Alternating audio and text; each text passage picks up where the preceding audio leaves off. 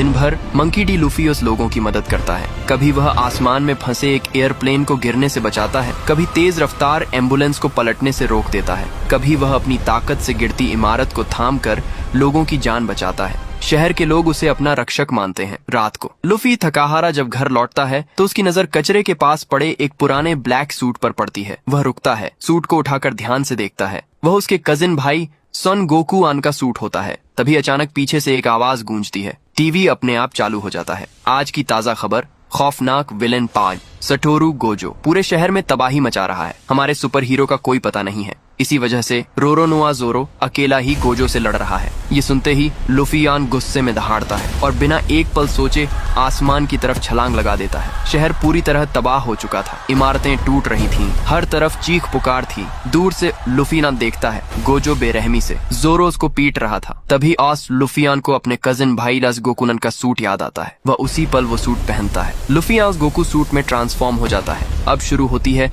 Goku suit वाले लुफिया और Gojo की भयानक लड़ाई। पूरा शहर कांप उठता है। दोनों की टक्कर से जमीन फटने लगती है। लेकिन धीरे धीरे गोकू सूट वाला लुफियो कमजोर पड़ने लगता है।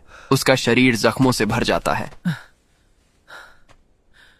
मुझे ताकत चाहिए। अगर तुम सच में मुझे अपना हीरो मानते हो तो लाइक और सब्सक्राइब करके मेरा साथ दो। तो जैसे ही लोगों का सपोर्ट मिलता है, अंधेरे से एक नई आवाज आती है, तुम अकेले नहीं हो। अंधेरे से निकलता है रियोमेन सुकुना।